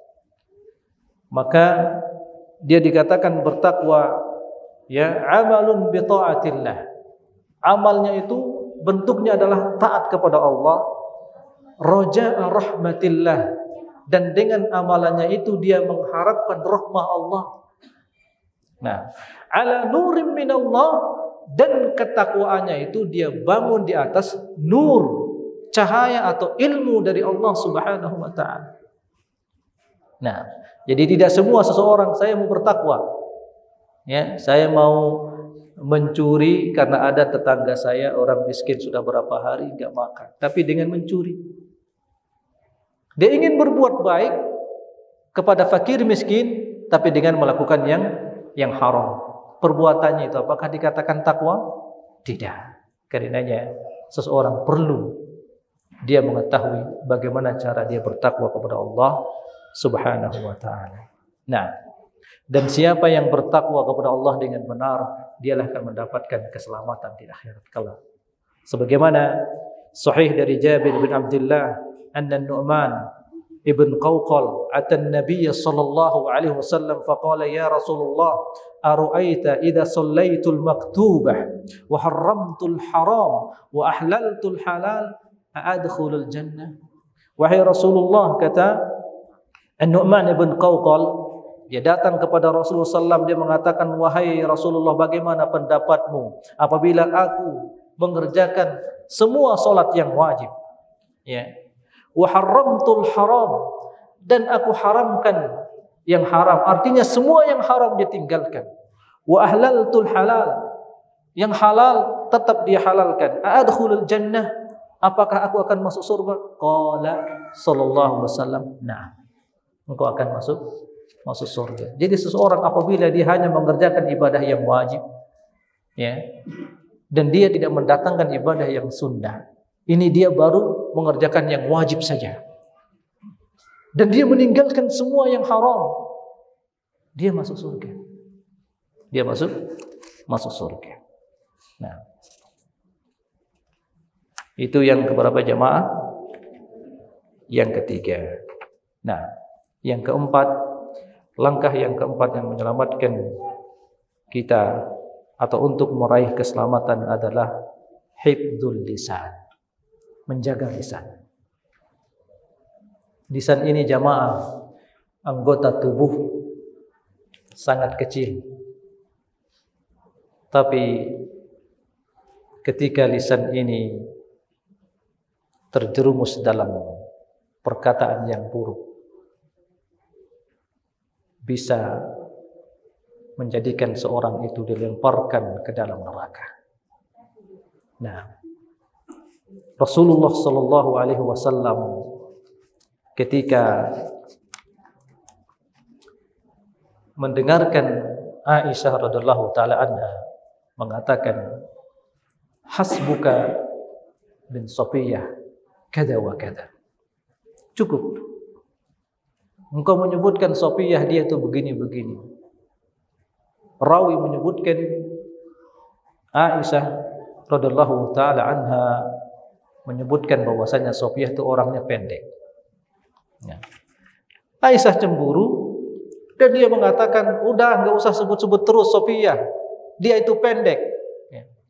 Maka Rasulullah SAW mengatakan, laqad qulti kalimatan law muzijat bima'il bahr lama zajatuh. Engkau telah mengucapkan sebuah kalimat, kata Rasulullah SAW, kalau kalimat ini ya, dituangkan ke dalam air lautan, maka kalimat ini akan merubah air lautan itu. Saking buruknya kalimat itu. Dari mana keluarnya kalimat itu jamaah? Dari lisan. Maka jangan sampai kita merendahkan saudara kita yang lain. Jangan mengucapkan kata-kata yang buruk kepada saudara kita yang lain. Allah Subhanahu wa ta'ala menggandengkan keimanan dengan lisan kita. Kalau tidak mampu mengucapkan perkataan yang baik, diam saja. Man kana yu'minu billahi wal yawmil akhir falyakul khairan aw liyasmut. Siapa yang menyatakan dirinya beriman kepada Allah, ya, wal yawmil akhir, dan hari akhirat, falyakul khairan aw liyasmut, maka hendaklah dia mengucapkan ucapan yang baik. Kalau tidak, diam saja. Artinya apa jemaah? Lisan ini perkara yang penting. Apa yang keluar diucapkan oleh lisan kita, ya, itu sangat penting kita perhatikan. Sehingga iman kita ini diuji dengan lisan kita. Man kana yu'minu billah, artinya imanmu wahai manusia akan diuji dengan lisanmu. Man kana yu'minu billahi wal yawmil akhir falyakul khairan aw liyasmut. Karena jarang di antara manusia yang selamat dari ucapan lisannya ini. Karenanya kita dapati Rasulullah sallallahu alaihi wasallam bersabda, innal 'abda la yatakallamu bil kalimah min ridwanillah la yulki laha balan yarfa'uhu Allah biha darajat. Seorang hamba, ya, dia mengucapkan satu kalimat, padahal kalimat yang dia ucapkan itu tidak dia perhatikan. Tapi kalimat yang diucapkan adalah min ridwanillah, kalimat atau ucapan yang mendatangkan keridhaan Allah Subhanahu wa taala. Contohnya dia berzikir misalnya. La yulki laha balan, dia tidak memperhatikan ucapannya itu. Ya, yarfa'ullahu biha darajat, tapi dengan ucapan itu Allah mengangkat derajatnya dengan derajat yang tinggi di surga. Dengan apa jemaah? Dengan kalimat. Wa innal 'abda, dan sesungguhnya seorang hamba yatakallamu bil kalimah min sukhtillah. Ada seorang hamba, dia mengucapkan satu kalimat dengan lisannya, la yulki laha balan, kalimat itu dia tidak perhatikan, dia tidak ingat kapan saya mengucapkan kalimat itu, atau dia menyepelekannya. Tapi kalimat yang diucapkan min sukhtillah, kalimat yang mendatangkan kemurkaan Allah, kemarahan Allah, yahwi biha fi jahannam, ternyata kalimat itu menyeret dia ke neraka jahanam. Nah, karena jamaah, langkah yang keempat agar kita mampu meraih keselamatan di akhirat kelak, jaga lisan kita. Lisan kalau digunakan untuk beribadah, Allahu Akbar, Kata Nabi yang mulia sallallahu alaihi wasallam mengabarkan kepada kita ketika beliau Mi'raj bertemu dengan Nabi Ibrahim, ya, di atas langit sana. Nabi Ibrahim alaihissalam menyampaikan kepada Nabi kita yang mulia, "Ya Muhammad, aqri ummataka minnis salam." Wahai Muhammad, sampaikan salamku kepada umatmu. Innal jannata thayyibatut turbah. Sesungguhnya surga itu tanahnya sangat bagus. Wa arduha qai'an. Tanahnya datar. Uzbatul ma, airnya subur. Wa ghirasuha subhanallah walhamdulillah wala ilaha illallah Allahu akbar. Dan tanaman-tanaman surga itu adalah zikir subhanallah walhamdulillah wala ilaha illallah Allahu akbar. Nah, itu tanaman surga. Sampaikan salamku wahai Muhammad kepada umatmu, sesungguhnya surga itu tanahnya sangat subur, dan apabila kalian ingin bercocok tanam di surga itu, cocok tanamnya adalah subhanallah walhamdulillah wala ilaha illallah Allahu akbar. Nah, Rasulullah SAW mengabarkan kepada kita, ini ibadatul lisan, kalimatani khafifatani 'alal lisan. Dua kalimat sangat ringan diucapkan oleh lisan. Wa habibatani indar rahman, dan sangat dicintai oleh Allah ar-Rahman. Wa thaqilatani fil mizan, dan kalimat ini sangat berat dalam timbangan. Subhanallah wa bihamdi subhanallahil azim. Itu dua kalimat.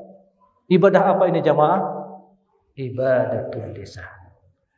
Tapi masalahnya bukan kita melihat sangat ringan. Cuma dua kalimat subhanallah wa bihamdi subhanallahil azim. Masalahnya apa? Siapa yang mampu mengucapkan kalimat ini? Coba tanyakan pada diri kita, sudah berapa kali kita mampu mengucapkannya kalimat ini sehari? Sekarang sudah jam berapa? Ini jam berapa ini? Mau jam 11. Baik. Subhanallah wa bihamdi subhanallah. Masalahnya adalah jamaah hidayah. Tidak semua orang mampu mengucapkan berzikir dengan kalimat ini. Karenanya minta terus hidayah kepada Allah Subhanahu wa taala. Dan lihat betapa agungnya, ya, besar manfaatnya lisan ini apabila kita gunakan beribadah kepada Allah Subhanahu wa taala. Dan betapa bahayanya ketika lisan ini digunakan untuk apa? Bermaksiat. Yang ketiga, yang kelima, al-firaru minal fitan. Hendaklah kita menjauhi fitnah. Nah, Nabi yang mulia sallam ketika ditanya oleh seorang sahabat, ya, apa yang menyelamatkan agama dan dunianya, ya, sebagaimana hadis terdahulu kita sebutkan, Uqbah ibnu Amir ketika dia bertanya kepada Rasulullah, ya Rasulullah, man najatu, apakah yang menyelamatkan itu? Amlik alaika lisanak wal yasaka baituk wabki ala khati'atik. Hendaklah engkau kuasai lisanmu, tahan lisanmu, kemudian hendaklah rumahmu luas untukmu, ya, wabki ala khati'atik, dan menangislah karena dosa-dosa. Ini diantara 3 amal ibadah yang bisa menyelamatkan kita di akhirat kelak. Al-firaru minal fitan, lari dari fitnah. Hendaklah rumah kita terasa luas bagi kita ketika kita mendapati di luar rumah kita itu banyak fitnah, banyak kemaksiatan, banyak godaan. Jangan coba-coba. Iman saya kuat. Ya. Lalu dia datang ke tempat-tempat maksiat yang dia tidak mampu menjaga keimanannya. Dan sekarang jamaah yang dimuliakan Allah Subhanahu wa taala, ini fitnah terbesar. HP ini fitnah. Iman kita betul-betul diuji dengan adanya apa namanya ini? HP ini jamaah. Apabila kita tidak mampu berdakwah ya, tidak mampu kita gunakan untuk kebaikan apa yang ada di genggaman kita sekarang ini, HP ini, dia bisa menjadi bumerang untuk kita. Setiap kali kita membukanya, setiap kali itu pula akan ada catatan. Setiap kali kita scroll bawah atas, apa yang kita buka, tutup, buka lagi, setiap kali itu pula akan ada catatan dan akan dipertanyakan di akhirat. Fitnah. Kalau kita tidak mampu menjaga diri kita dari fitnah HP ini, seharusnya kita tidak menggunakannya. Tapi kalau kita mampu, kita gunakan untuk berdakwah, kita sampaikan nasihat-nasihat indah, nasihat-nasihat sunnah Nabi dan perintah-perintah Allah, maka gunakan. Nah, karenanya Nabi kita yang Muhammad memerintahkan kepada kita agar kita berlindung kepada Allah dari fitnah, ma dhahara minha wa ma batan. Ta'awwadhu billahi minal fitan ma dhahara minha wa ma batan. Berlindunglah kalian kepada Allah Subhanahu wa taala dari fitnah yang nampak ataupun fitnah yang tersembunyi. Yang keberapa jamaah? Sekarang keberapa? Nah, langkah yang keenam agar kita mendapatkan keselamatan di dunia dan akhirat, kasratud du'a wal luju' ila Allah. Banyak berdoa, bersimpuh memohon kepada Allah Subhanahu wa taala. Nah, ibadah doa adalah merupakan tulang punggung semua ibadah. Sampai-sampai Rasul mengatakan, ya, ad-du'a huwal ibadah. Doa itulah ibadah, karena dengan doa ini seseorang dia menampakkan kelemahannya di hadapan Allah. Dia menampakkan kefakiran dan kebutuhannya di hadapan Allah Subhanahu wa taala. Jadi banyak berdoa, bersimpuh kepada Allah Subhanahu wa taala, dan doa yang paling bermanfaat jamaah, doa di mana? Doa apa yang paling bermanfaat? Ada yang tahu? Doa yang paling bermanfaat untuk kita. Doa apa? Doa apa?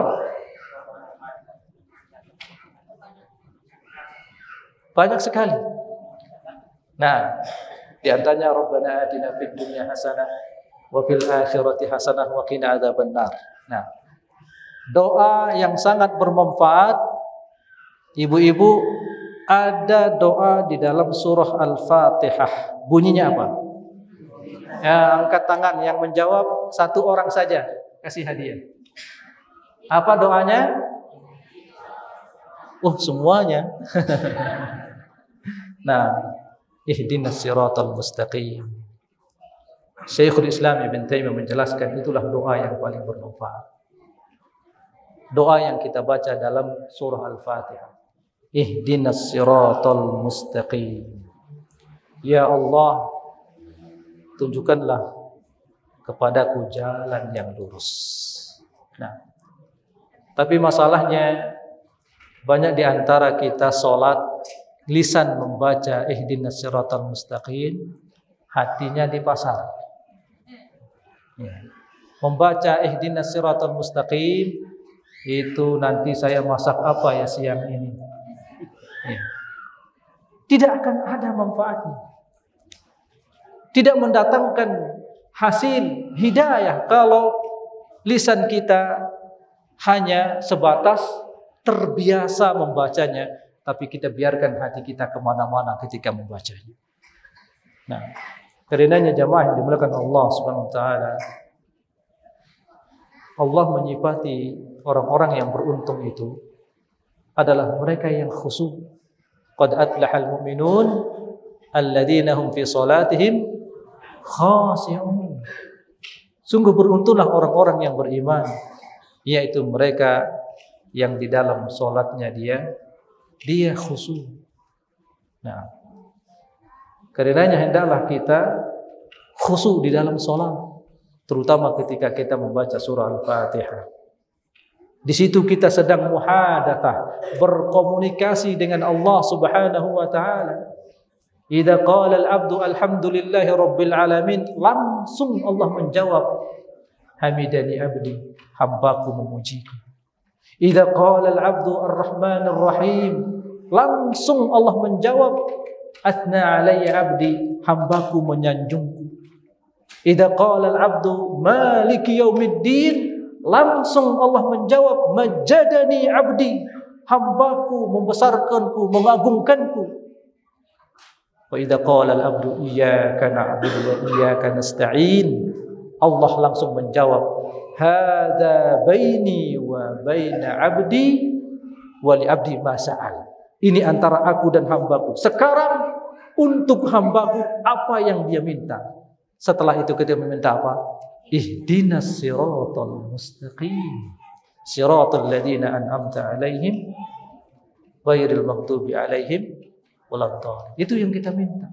Maka hendaklah kita khusyuk, kita datangkan ini, kita sedang bermuhadatsah ya dengan Allah Subhanahu wa taala ketika kita membaca surah Al-Fatihah.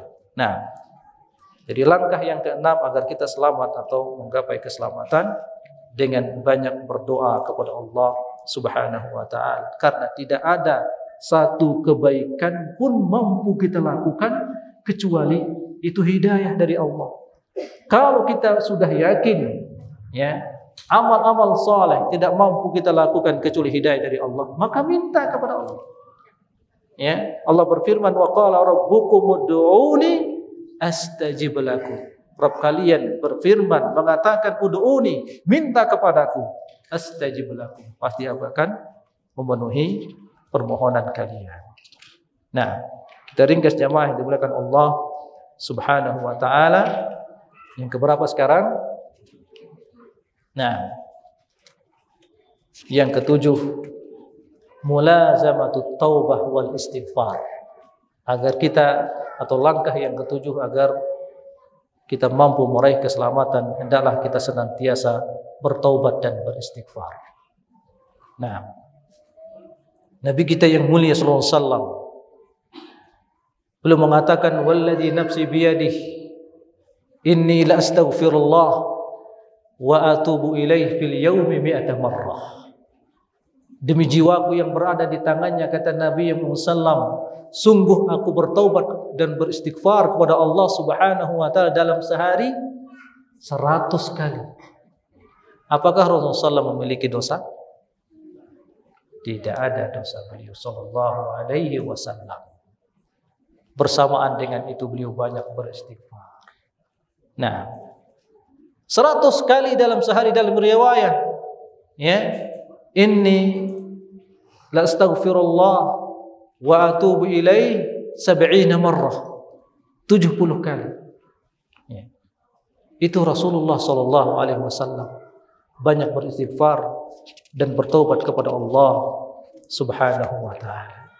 Nah, dan di antara doa Nabi yang mulia SAW dalam sujudnya, Allahumma gfirli dzambi kullah diqqahu wa jillah wa awwalahu wa akhirah wa alaniyatahu wa sirrah.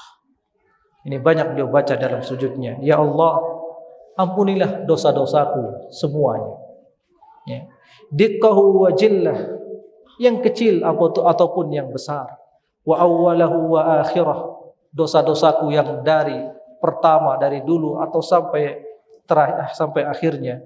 Wa alaniyatahu wa sirrah, dosa-dosa yang aku kerjakan dalam keadaan terang-terangan atau dalam keadaan sembunyi. Apakah Rasulullah SAW melakukan dosa seperti ini? Tidak. Rasulullah SAW mengajarkan kepada kita betapa butuhnya kita ampunan Allah, betapa butuhnya kita mendapatkan ampunan dari Allah Subhanahu wa taala. Kalau saja Nabi yang maksum dari dosa begitu banyak bertobat dan beristighfar kepada Allah Subhanahu wa taala, maka tentunya kita seharusnya lebih banyak beristighfar. Dan kita punya tinggal satu senjata untuk mendapatkan keselamatan setelah wafatnya Rasulullah SAW. Allah berfirman, "Wa ma kana Allahu liyu'adzibahum wa anta fihim, Allah Subhanahu wa taala tidak akan menyiksa mereka wa anta fihim, untuk berada di tengah-tengah mereka. Wa ma kana Allahu mu'adzibahum wa hum yastaghfirun.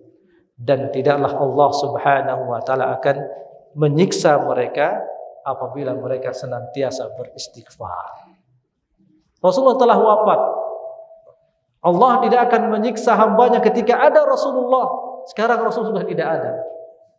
Tinggal satu kesempatan untuk kita. Banyak beristighfar. Nah, yang keberapa jamaah? Yang kedelapan, al-hadar minal ujub wal iktirar. Jangan sampai kita ujub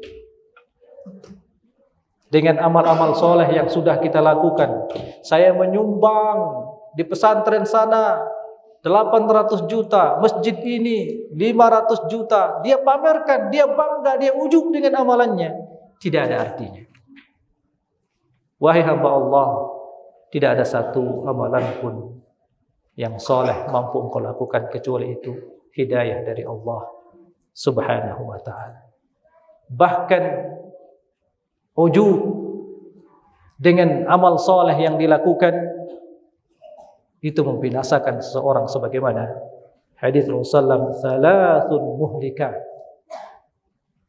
Ada 3 perkara yang membinasakan manusia. Di antaranya apa jamaah? Wa ijabul mar'i binafsihi. Seseorang dia ujub dengan dirinya. Saya sudah sholat malam, saya sudah berimpak di pesantren ini, di masjid ini, saya selalu menghadiri majelis ilmu. Dia ujub, bangga.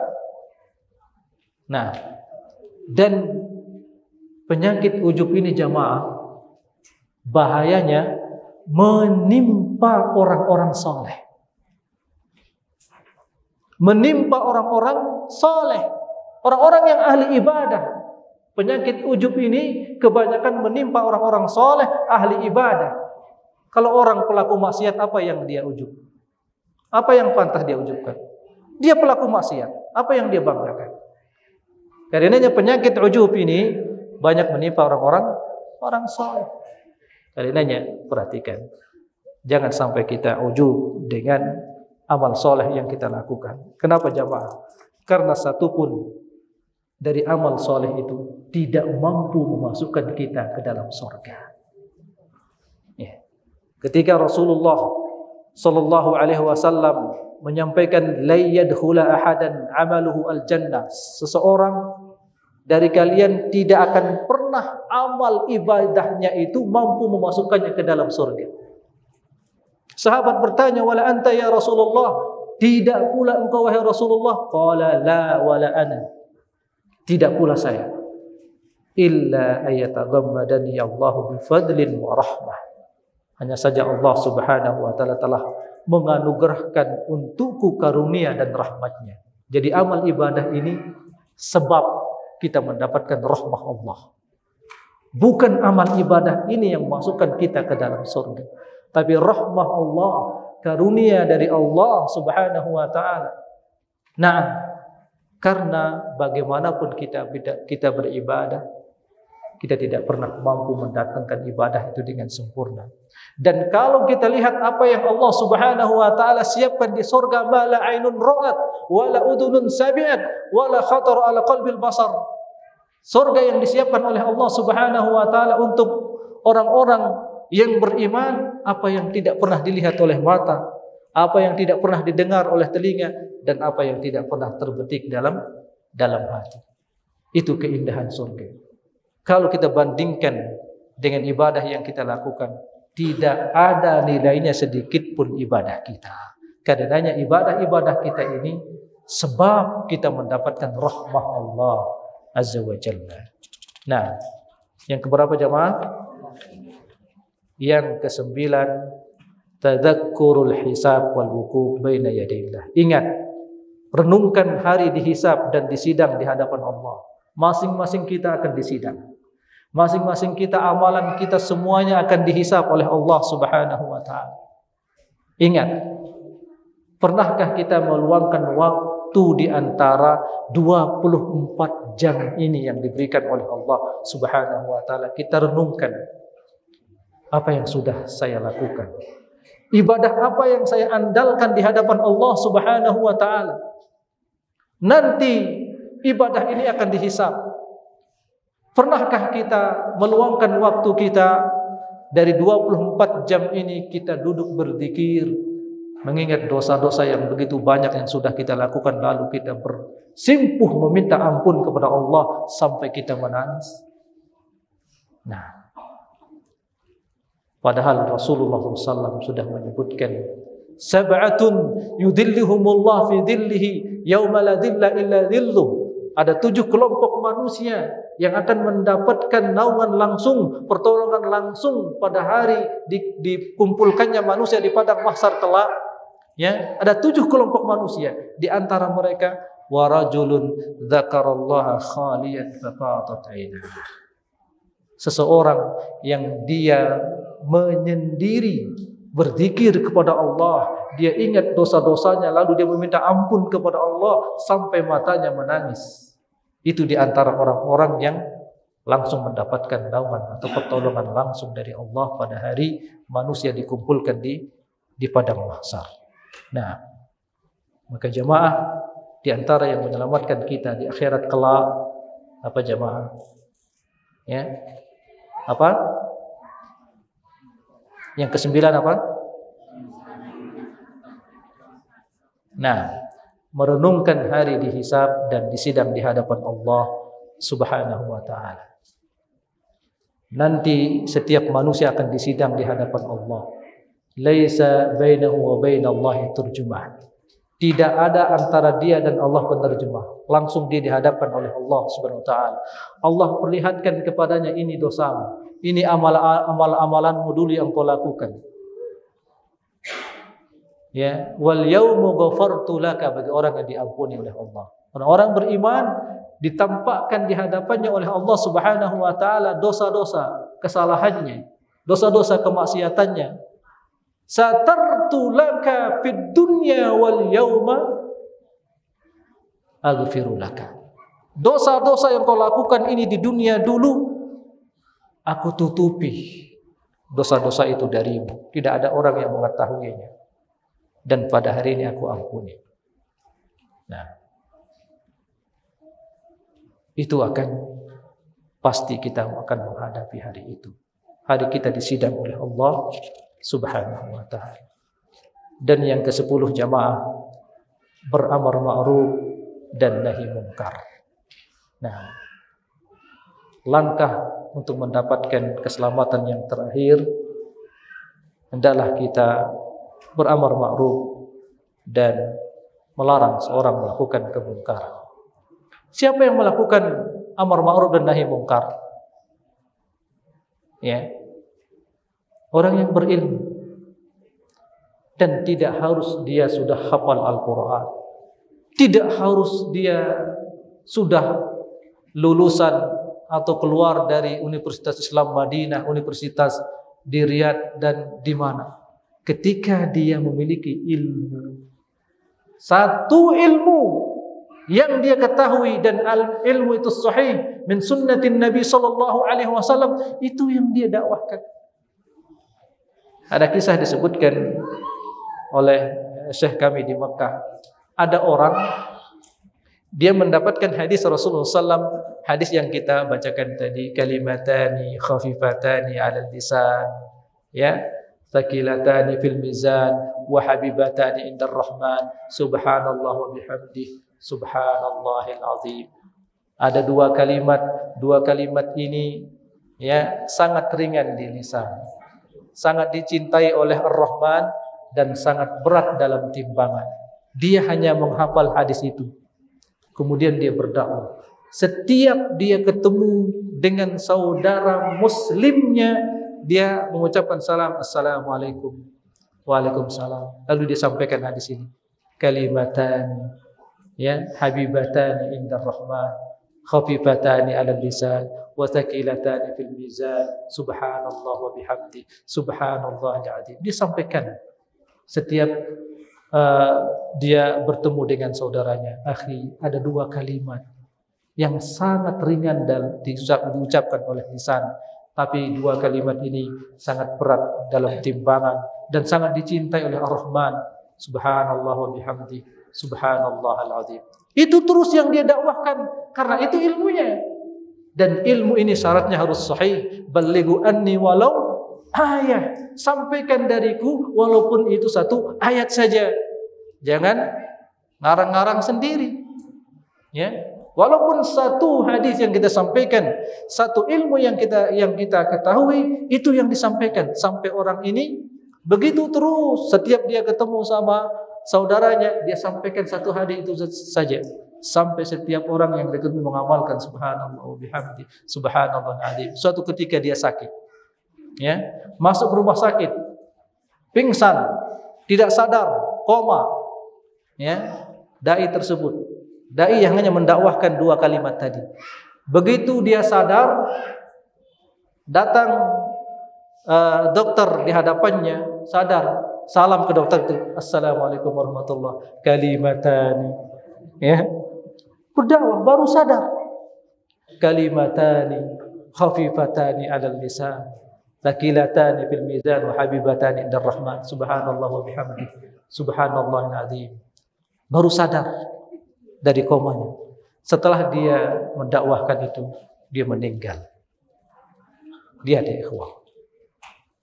Bagaimana Allah Subhanahu wa taala mengakhiri hidup seseorang dalam kebaikan karena dia biasakan hidupnya dalam kebaikan. Nah, kita cukupkan sampai di sini dan Masya Allah. Ya, sudah jam 11 lebih. Itu tadi 10 langkah untuk meraih keselamatan. Ada yang bisa menyebutkan 5? Fadhal. Ya, 1. Nah,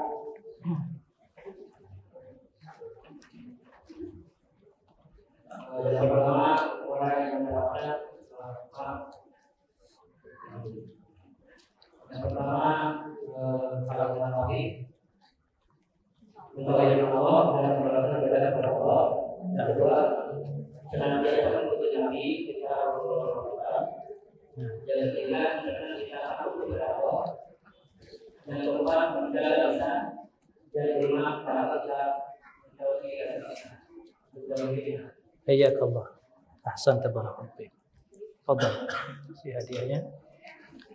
Yang bisa melanjutkan 6 sampai 10 silakan Pak Umar.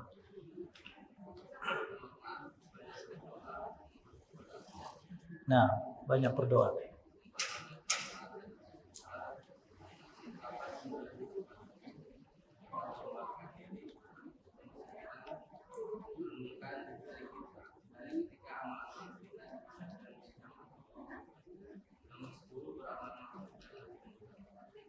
Barakallahu fiik, ahsan. Fadhal. Nah.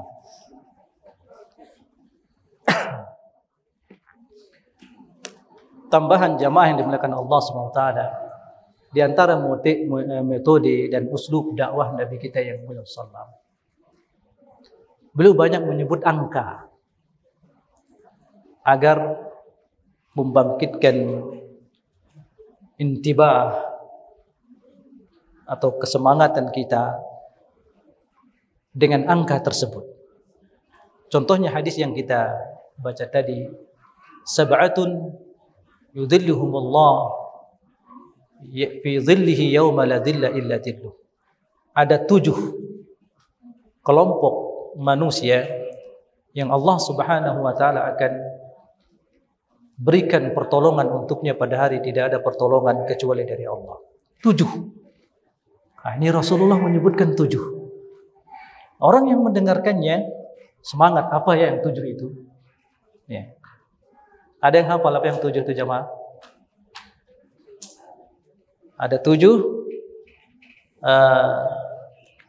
kelompok manusia yang akan mendapatkan pertolongan langsung dari Allah pada hari manusia dikumpulkan di padang mahsyar. Ada yang hafal? Ya. Ada yang hafal jemaah? Saya mulai. Imamun adil. Pertama, pemimpin yang adil. Ya. Siapa yang bisa melanjutkan? Ya, cukup untuk Bapak coba. Ya, yang kedua diantaranya seseorang yang hatinya senantiasa terpaut dengan masjid. Terus apa lagi? Nah, wa syabun aw rajulun nasha'a fi ibadatillah. Seseorang yang dia tumbuh berkembang dalam ketaatan kepada Allah, beribadah kepada Allah Subhanahu wa taala. Yang ketiga atau keempat, wa rajulun aw rajulani tahabba fillah ijtama'a alaihi wa iftaraqa alaihi. Dua orang yang bersahabat karena Allah, bertemu berpisah karena Allah Subhanahu wa taala. Yang kelima di antaranya apa? Wa rajulun da'athu imra'atun dzatu jamalin wa mansibin wa qala inni akhafullah. Seseorang yang dirayu oleh wanita cantik dan memiliki jabatan kedudukan, tapi dia menjawab apa? Inni akhafullah. Nah, kemudian di antaranya apa? Wa rajulun tasaddaqa bi shadaqatin fa akhfaha hatta la ta'lama shimaluhu ma tunfiqu yaminuhu. Seseorang yang dia bersedekah, ya, dan sedekahnya dia sembunyikan sampai tangan kirinya tidak mengetahui apa yang disedekahkan oleh tangan kanannya. Yang terakhir, yang ketujuh, wa rajulun dzakarallaha khaliyan fa fadat ainah. Seseorang yang dia menyendiri berzikir kepada Allah Subhanahu wa taala, mengingat kesalahan dan dosa-dosanya, dia meminta ampun sampai matanya menangis. Itu 7 kelompok manusia. Apa pelajaran yang kita ambil jamaah? Kalau kita tidak mampu menjadi imamun adil, pemimpin yang adil, apakah kita tidak mampu menjadi orang yang senantiasa hari-harinya tumbuh dia, berkembang dia dalam ketaatan kepada Allah? Masih ada kesempatan yang ketiga. Tapi ini paling berat. Wa rajulun da'athu imra'atun dzatu jamalin wa mansibin. Seorang yang dirayu oleh wanita cantik melakukan maksiat, dan wanita ini apa? Memiliki jabatan. Jangankan langsung wanita, ini saja setiap hari muncul. Jarang di antara manusia bisa terselamatkan tidak membukanya. Ya kan? Seperti itu. Bagaimana kalau langsung? Kita masih punya kesempatan yang lain. Wa rajulun dzakarallaha khaliyan fa fadat ainah. Dia senantiasa menyendiri, berzikir kepada Allah, dia ingat dosa-dosanya, dia minta ampun kepada Allah. Kita diberikan kesempatan, lihat ada 7 kelompok manusia. Kalau kita tidak mampu mengambil ke-7-7-nya, masa kita tidak mampu 3, 2 dan seterusnya. Dan banyak hadis Rasulullah SAW dalam hal ini, diantaranya, ya, salatun man kunna fihi wajada halawatul iman, dan seterusnya. Nah, barakallahu fikum. Kita cukupkan sampai di sini. Semoga apa yang kita sampaikan bermanfaat. Wassallallahu ala nabiyina Muhammad wa ala alihi wa sahbihi ajma'in.